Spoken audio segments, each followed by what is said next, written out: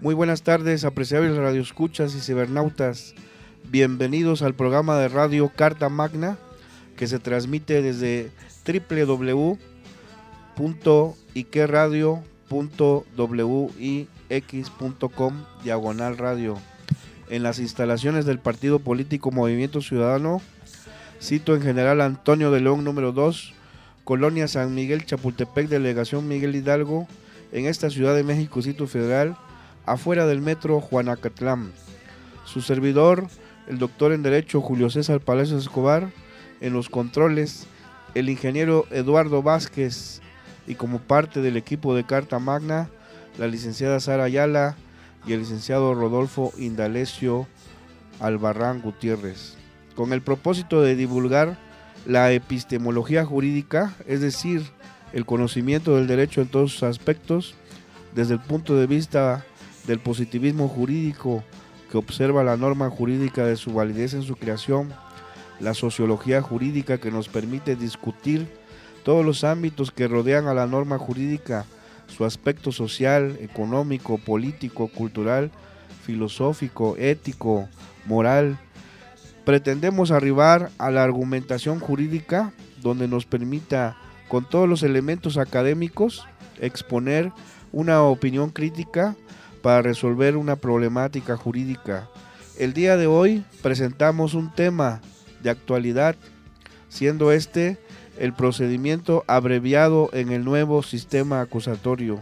Nos acompaña en esta ocasión al programa de Carta Magna como invitada la maestra en Derecho Egna Alicia Villegas González, egresada de la Facultad de Derecho de la UNAM, perito en Criminalística por el Centro de Estudios Superiores en Ciencias Jurídicas y Criminológicas. Figuró en la Defensoría de Oficio del Reclusorio Preventivo Oriente en el Juzgado 51º del Fuero Común, así como en la Fiscalía Central de Investigación para Homicidios de la Procuraduría General de Justicia para el Distrito Federal, en el área ministerial en donde se integran las investigaciones de homicidios, y también en el área pericial en donde se realizan periciales diversas. Es especialista en juicio oral por el Instituto Nacional de Ciencias Penales. Asimismo cuenta con una maestría en Ciencia Jurídico Penal por el mismo Instituto Nacional de Ciencias Penales, dependiente de la PGR. Bienvenida, maestra Egna Alicia Villegas. ¿Qué tal? Muy buenas tardes, doctor Julio. De antemano, muchísimas gracias por la invitación. Y pues precisamente para tratar un tema de actualidad, que ahora que estamos ya entrando en marcha como tal con el proceso acusatorio adversarial, precisamente el tema que vamos a tratar es el procedimiento abreviado en el nuevo sistema acusatorio. Adelante, maestra, con su tema, la escuchamos. Muy amable. Pues el procedimiento abreviado como tal es una forma de anticipada de determinar como tal el proceso penal. Este se lleva a cabo cuando una persona a la que se le denomina imputado reconoce ante una autoridad judicial que ha cometido un hecho de carácter delictivo. Y también se determina su participación. Acepta asumir más que nada las consecuencias jurídicas de haber cometido este hecho o este acto, a fin de no tener que sustanciarse como tal un juicio oral. Prácticamente este tipo de procedimientos es súper importante, el manejo de ellos, porque debemos de tomar en consideración que en el nuevo sistema como tal, no todos los asuntos ni todos los juicios los vamos a ventilar en juicio oral. Entonces, si no todos los juicios se ventilan en juicio oral, ¿qué pasa? Que lo que tenemos que tener el manejo de este tipo de procedimiento. No todos los juicios van a llegar a ser ventilados en audiencia. Por lo tanto, la mayor parte de los asuntos de los litigios se van a tener que resolver a través del procedimiento abreviado. Por eso es importante que quienes estén interesados y quieran seguir la situación de litigar o de alguna u otra forma ser operadores jurídicos del nuevo sistema, deben de conocer este procedimiento. Por eso es la importancia, porque no todos los asuntos van a tener que llegar como tal a juicio. De ahí radica la importancia del procedimiento abreviado, de conocer el manejo del procedimiento. Entonces tenemos que el procedimiento se regula tanto a nivel constitucional como en el Código Nacional de Procedimientos Penales. aunado a que cada estado de la República que ha adoptado como tal el nuevo sistema de justicia maneja en cada entidad federativa un código de procedimientos penales.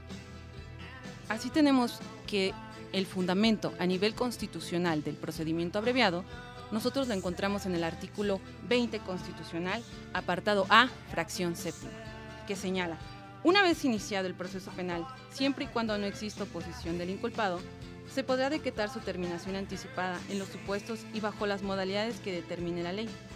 Si el imputado reconoce ante la autoridad judicial, voluntariamente y con conocimiento de las consecuencias jurídicas, su participación en el delito, y existan medios de convicción suficientes para corroborar la imputación del juez, y este citará audiencia de sentencia. ¿Esto qué significa?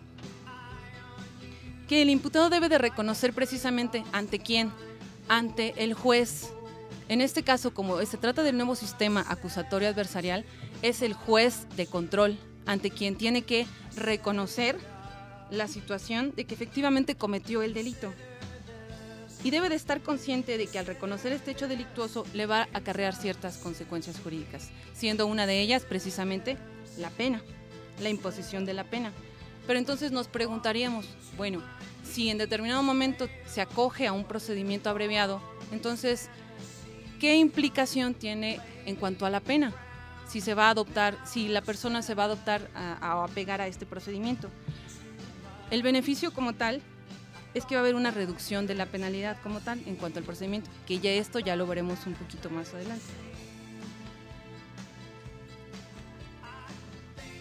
También hay otra situación, tenemos que ver la situación del reconocimiento de hechos y la participación, porque esto es muy importante para poder que se genere el procedimiento abreviado. El reconocimiento de hechos consiste en que la persona tiene que admitir, ya lo referimos, ante el juez que cometió los hechos. En cuanto a la participación, es importante determinar la forma en la que la persona comete el delito. Legalmente o doctrinalmente tenemos que existen diversas formas de intervención delictiva. Estas pueden ser formas de autoría, como por ejemplo autoría directa, autoría mediata y coautoría. Y formas de participación que serían la inducción y la complicidad. La participación es importante determinarla porque en determinado momento cuando una persona comete como tal un delito, nosotros lo que tenemos que saber es la forma en la que esta persona intervino. ¿Esto qué quiere decir? Que por ejemplo, si se comete el delito de robo, tenemos que saber si lo cometió de forma directa, o sea, si es autor directo. O por ejemplo, si se cometió de forma mediata, si utilizó a alguien más para cometer el delito. Entonces, en este sentido, es importante en el procedimiento abreviado nosotros saber de qué forma la persona participó o intervino en la comisión como tal del hecho. Como tal, para que se pueda dar el procedimiento abreviado, tenemos que tiene que darse una situación, debe de haber una solicitud del procedimiento. Esto es un aspecto importantísimo porque es la base del procedimiento abreviado. Y también deben de verificarse ciertos requisitos por el juez de control. La solicitud única y exclusivamente del procedimiento abreviado no puede ser de otra persona más que del Ministerio Público. Esto en base al artículo 201 del Código Nacional de Procedimientos Penales. Así nos lo marca el Código Nacional. Nadie más puede hacer la solicitud del abreviado más que el Ministerio Público. Así tenemos que solamente va a ser procedente la solicitud si él lo hace. Así tenemos el 201 nos señala, el Ministerio Público debe de solicitar el procedimiento para lo cual debe de formular la acusación y exponer los datos de prueba que lo sustenten. La acusación debe de contener como tal la enunciación de los hechos que se le atribuyen a la persona. En la acusación el MP debe de decir que el día tal, siendo las tales horas, siendo aproximadamente las X horas, ocurrió este hecho. Y debe de señalar la clasificación jurídica. ¿Esto qué quiere decir? Debe de decir el delito, siendo el delito de, por ejemplo, robo. Y debe señalar también los preceptos jurídicos legales y aplicables, con base en el artículo o en los artículos tales. Asimismo, debe de señalar el grado de intervención. Por ejemplo, debe decir que cometió el delito de robo siendo autor. O, por ejemplo, puede decir cometió el delito de robo siendo partícipe, ¿no? También debe de señalar las penas aplicables para el delito. Que cometió el delito de robo siendo la pena aplicable tal. Y, muy importante, debe de hacer referencia a la reparación del daño. Debe de precisar que se debe de reparar el daño como tal del delito. En ese sentido, es importante esta cuestión de la reparación del daño ahora en lo que atañe al nuevo sistema de justicia acusatorio adversarial, porque lo que busca este sistema es un sistema garantista. Prácticamente el cambio es total, porque prácticamente al sistema no lo que le interesa no es que las personas estén en la cárcel, sino que se garantice la reparación del daño, porque la víctima queda como un poquito a veces alejada de que se vean efectivos sus derechos. Entonces el sistema lo que busca en este sentido es la reparación del daño para efecto de que la víctima pueda hacer efectivos sus derechos. Como tal, al sistema nos preguntamos de qué nos serviría tener a las personas encarceladas si lo que se busca al final de cuentas es que la víctima obtenga la reparación en relación con el delito que se cometió.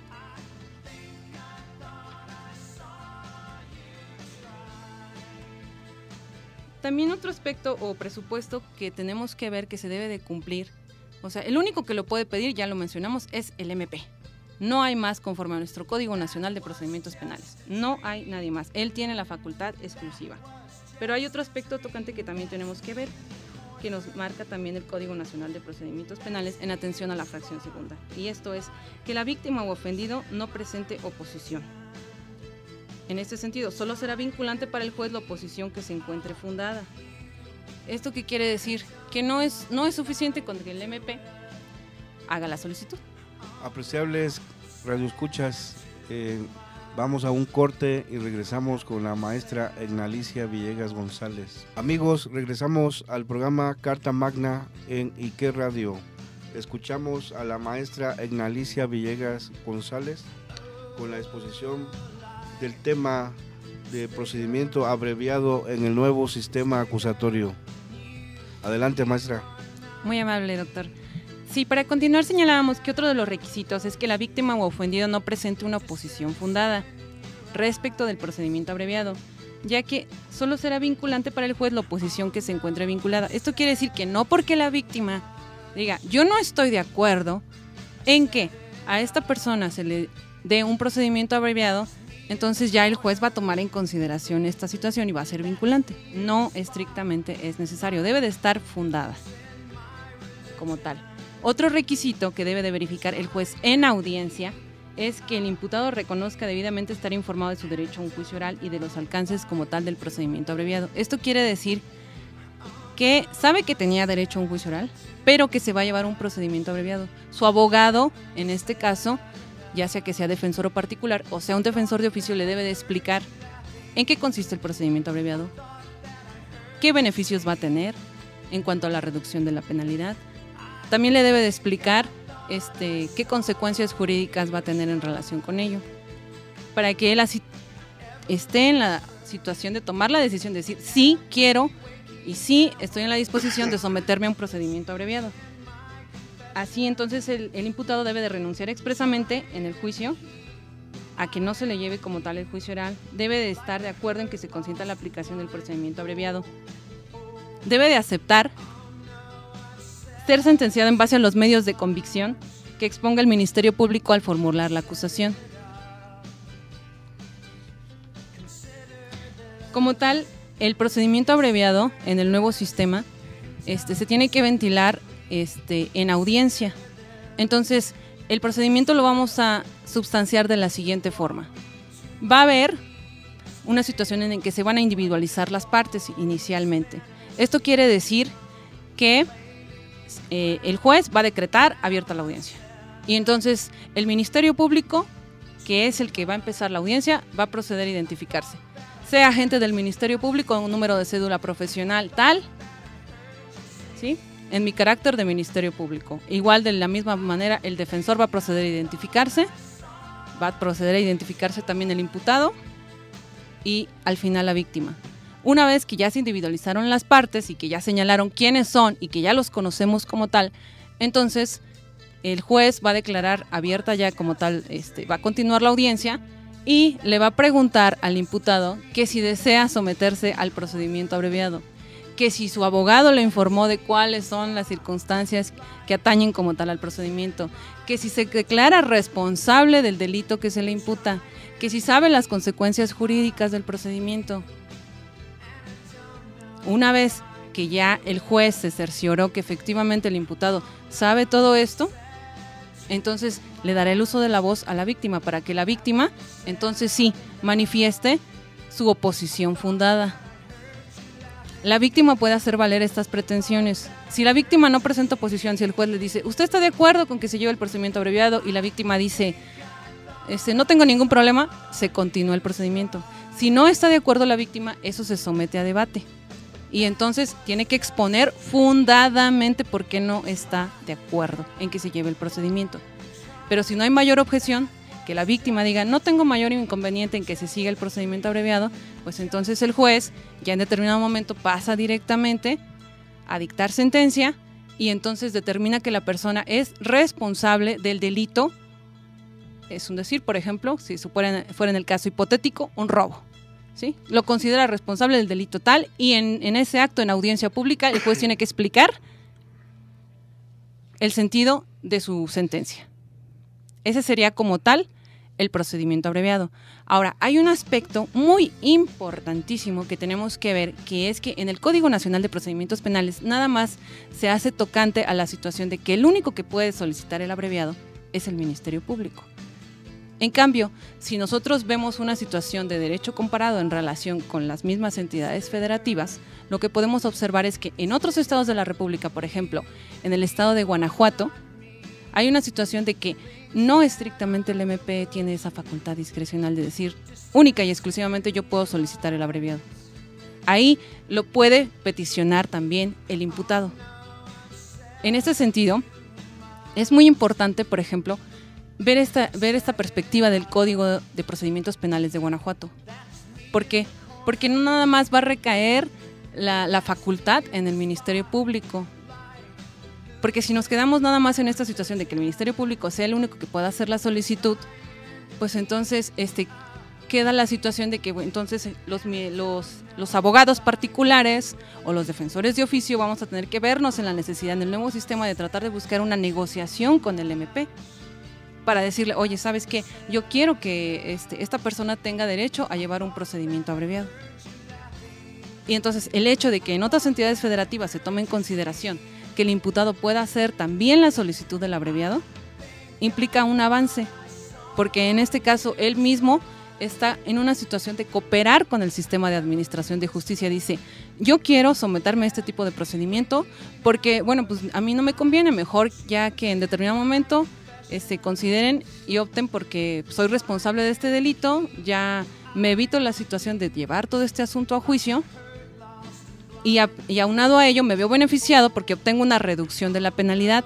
Ese es el beneficio principal como tal del abreviado, que el Código Nacional de Procedimientos Penales nos prevé que hay una reducción de 1/3 de la penalidad, ¿sí? para los delitos aplicables. Obviamente, el Código Nacional nos señala que debe de ser delitos que no sean superiores a una pena máxima de 5 años, ¿sí? Contempladas asimismo las calificativas y las modificativas, ¿no? Entonces, como tal, el beneficio de optar por este tipo de procedimiento es que hay una reducción sustancial de la pena, como tal en el abreviado. Obviamente, no nada más en el código de Guanajuato vemos esta situación de que el imputado pueda solicitar como tal el abreviado. También tenemos otros estados, como el estado de Durango, y también en el estado de México se prevé esta situación de que pueda hacerse la solicitud como tal del procedimiento abreviado. Maestra Alicia Villegas González, muchas gracias por su exposición. Yo quisiera hacerle unas preguntas y también los compañeros que nos acompañan aquí en el estudio. ¿Procede la aplicación del procedimiento abreviado para todo tipo de delitos en el Código Nacional de Procedimientos Penales? No, ya lo refería. El Código Nacional de Procedimientos Penales como tal no nos señala un catálogo en donde nos pueda precisar cuáles son esos delitos, pero sí hace la precisión de que única y exclusivamente va a ser procedente el abreviado para delitos cuya penalidad no sea superior a máximo de 5 años. Ahí va a ser procedente la aplicación como tal del abreviado. Muchas gracias. La licenciada Sara Ayala Vázquez le dará una pregunta. Edna, buenas tardes. ¿Concuerda lo que señala el Código Nacional de Procedimientos Penales con lo regulado en la Constitución? No, dista la situación, ya que el Código Nacional de Procedimientos Penales hace alusión a que solamente el Ministerio Público puede hacer la solicitud del abreviado. En cambio, la Constitución, ¿sí? Señala precisamente que es una situación que incumbe al inculpado. Entonces, hay un poco de contraposición. O sea, la Constitución como tal sí plasma este derecho, ¿no? Que el inculpado sí tiene este derecho. En cambio, el Código Nacional nada más hace referencia a que el único que puede hacer la solicitud es el Ministerio Público. Ahí radica. Muchas gracias, maestra Ignalicia Villegas González. La licenciada Luz Areli Hernández Martínez también le va a hacer una pregunta. Bienvenida, licenciada. Gracias. ¿Me podría decir en qué casos la víctima se puede oponer al procedimiento abreviado? Sí, la víctima se puede oponer, pero la posición debe de ser fundada. Es muy importante esta pregunta que hace la licenciada. ¿Por qué? Porque la oposición fundada no consiste en que la víctima diga, no estoy de acuerdo. Eso no aplica en nuestro nuevo sistema. La posición fundada radica en que la víctima, la única forma en que podría oponerse a decir, no estoy de acuerdo en que se lleve un procedimiento abreviado, es decir, porque no se me está reparando el daño. Esa sería la única oposición fundada.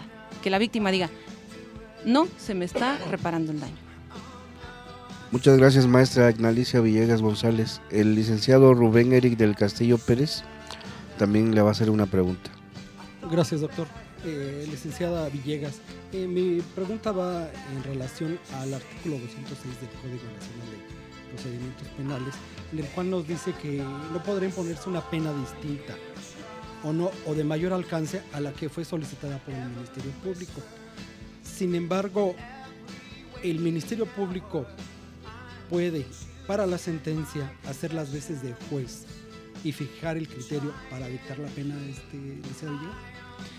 Precisamente el Código Nacional de Procedimientos Penales hace alusión a esta situación, ¿no? Que única y exclusivamente se va a atender al criterio de que va a ser la pena como tal que señala el MP. Entonces, sí, de alguna u otra forma, sí está haciendo las veces del juez, porque en determinado momento estamos hablando de que el único que tiene facultad para individualizar la pena debe de ser el juez. Y si aquí en el abreviado le estamos dando la situación de que él fije el criterio, que con base en cuánto va a ser la reducción de la penalidad, pues entonces un poco se está trastocando esta situación de la individualización como tal de la pena, que es una facultad que corresponde exclusivamente al juez. Muchas gracias, maestra Ignalicia Villegas. El licenciado José Rodolfo Indalecio Albarrán Gutiérrez también le quiere formular una pregunta. Muy buenas tardes, maestra. Respecto del amparo en revisión 4491/2013, ¿nos podría usted decir en qué sentido usted resolvería? Sí, muy importante esta situación. Esta situación de este amparo, a lo mejor muchos no lo conocen, pero es importante esta resolución porque esto fue sometido ante la primera sala de la Suprema Corte de Justicia de la Nación. Esta resolución fue muy importante porque precisamente se trata de un procedimiento abreviado, ¿sí?, en el que una persona fue acusada, fue sentenciada, se acogió al procedimiento abreviado, fue sentenciada por robo. Aquí la situación más importante es que en determinado momento no se valoró un documento, una pericial como tal, en atención a la cuantificación de lo que tenía que repararse el daño. Entonces, al no valorarse esta pericial como tal, esa era la controversia real que radicaba, que si realmente fue sustanciado o no conforme a derecho, y si esta persona en determinado momento podía ser, se inconformaron porque precisamente se acogió al abreviado, y derivado de eso hubo una apelación, porque le señalaron las penas mínimas. Entonces, derivado de eso hubo una apelación, y la apelación le interpuso el Ministerio Público a fin de que se incrementara la penalidad. Al final, la Corte resolvió en el sentido de darle el favor al quejoso. ¿Para efectos de qué? De que precisamente, o sea, se aplicara como tal el procedimiento. Yo resolvería en el sentido de que en determinado momento, si la controversia radicó en un dictamen pericial, tenemos que estar en el entendido de que en ese momento en el abreviado nada más estaban valorando ciertos elementos de convicción. ¿Sí? No son como tal, esos elementos no son suficientes para dictar una sentencia en términos de ley. Son simple y sencillamente ciertos datos de prueba y de ciertos registros que obran en el expediente. A mi criterio, en este sentido, pues precisamente, o sea, si nada más tenía el carácter de dato de prueba, ¿cómo es que en determinado momento, con este simple dato de prueba, sentencias y llegas a una resolución? Muchas gracias, maestra Ignalicia Villegas González. Atendiendo a esos comentarios que señala en el derecho comparado con otros países, ¿cómo aplica la reducción de la pena para el procedimiento abreviado? Sí, pues tenemos que, por ejemplo, aquí en México hay la situación de que el procedimiento abreviado es 1/3 de la reducción de la penalidad. En otros países, obviamente, atendiendo a su sistema jurídico y también atendiendo aspectos sociales, culturales y económicos, los procedimientos abreviados hay una situación de que la pena se maneja precisamente de forma distinta, precisamente atendiendo a esta naturaleza. ¿Por qué? Porque estamos en el entendido que, por ejemplo, países como, por ejemplo, Estados Unidos tienen un sistema jurídico distinto. Entonces, obviamente, la forma en la que se va a llevar el abreviado es distinta. Y la reducción de la penalidad también. Entonces, atendiendo a estos criterios, obviamente, el Estado mexicano pues apuesta a que debe de haber una reducción de 1/3 de la penalidad. Pero obviamente en otros países atiende esta reducción de la pena en base a estas circunstancias, a su sistema jurídico, a sus circunstancias económicas, sociales y culturales. Muchas gracias, maestra Ignalicia Villegas González.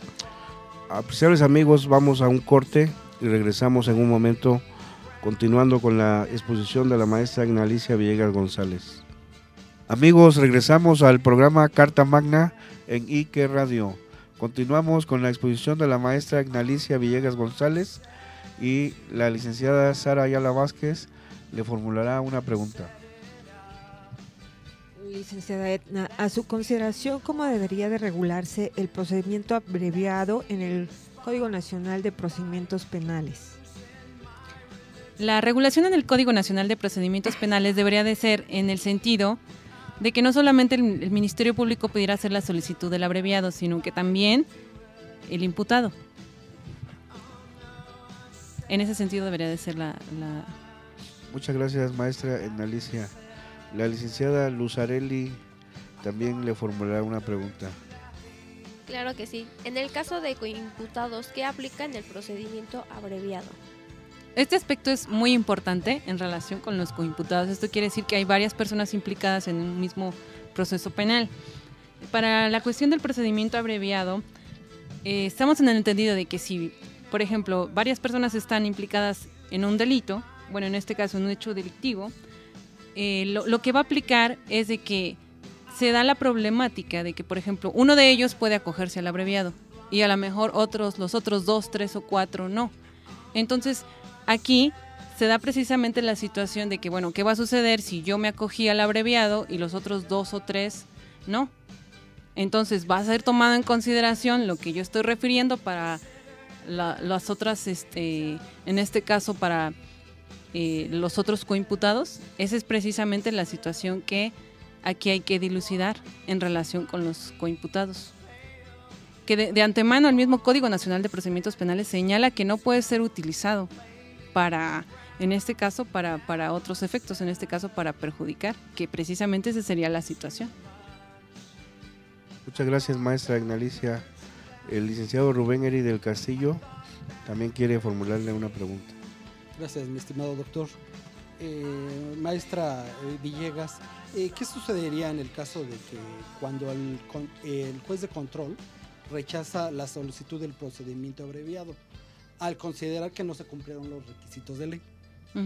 Sí, precisamente lo que sucedería, o sea, si el juez de control en audiencia ve que el imputado ni siquiera no sabe en qué consiste el abreviado, su abogado no le explicó, no está de acuerdo con el abreviado.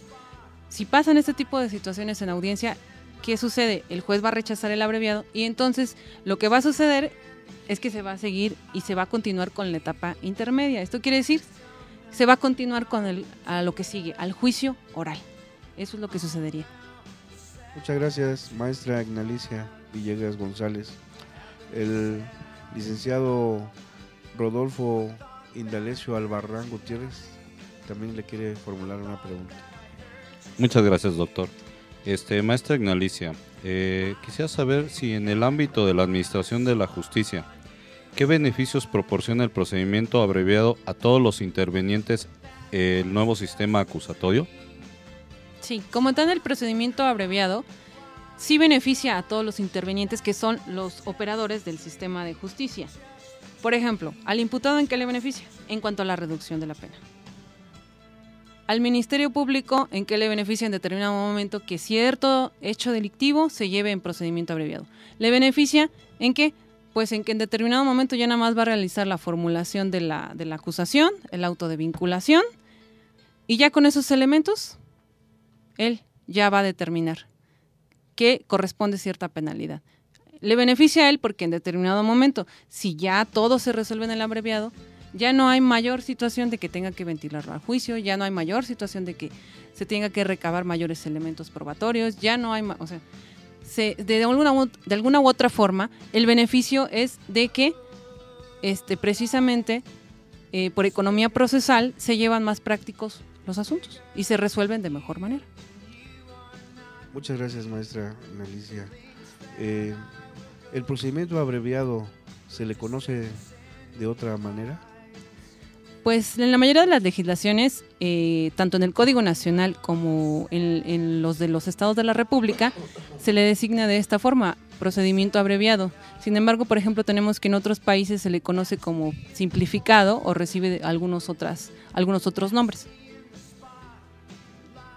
Muchas gracias. El licenciado Rodolfo Albarrán quiere hacerle otra pregunta. Muchas gracias, doctor Julio. Licenciada maestra Ignalicia Villegas, ¿me podría dar usted su opinión en lo referente de que hubiera una reforma al Código Nacional de Procedimientos Penales para que penas más graves sean consideradas dentro del sistema abreviado? ¿Qué opinión me puede dar usted sobre esta situación? Sí, lo que sucede es que el Código Nacional nada más se aboca a que deben de ser delitos que sean menores la pena a 5 años. Entonces, efectivamente, este sistema es garantista en ese sentido. Se trata de que se solucionen los problemas de la forma más viable. Sin embargo, para lo que aplica para los delitos graves, tenemos que es riguroso en cuanto que, pues, este tipo de delitos, inclusive, por ejemplo, cuando ya son muy graves, ya nos aplica otra normatividad, que es la Ley Federal contra la Delincuencia Organizada. Entonces, por un lado tenemos el contraste de que en algunos aspectos el sistema es garantista, porque da este tipo de oportunidades y este tipo de beneficios, pero por otro lado, en delitos que son muy graves, se aplica todo el estricto rigor a la ley. Muchas gracias, maestra Ignalicia Villegas González. Estimados amigos, cibernautas, radioescuchas del programa Carta Magna, hemos escuchado un tema muy interesante y actual, el procedimiento abreviado en el nuevo sistema acusatorio. El Código Nacional de Procedimientos Penales se ha establecido como un código único a nivel nacional. Entonces todos los estados deben sujetarse a este nuevo procedimiento abreviado, y ustedes ya han aprendido qué es el procedimiento abreviado, en qué consiste y en qué casos se llevará.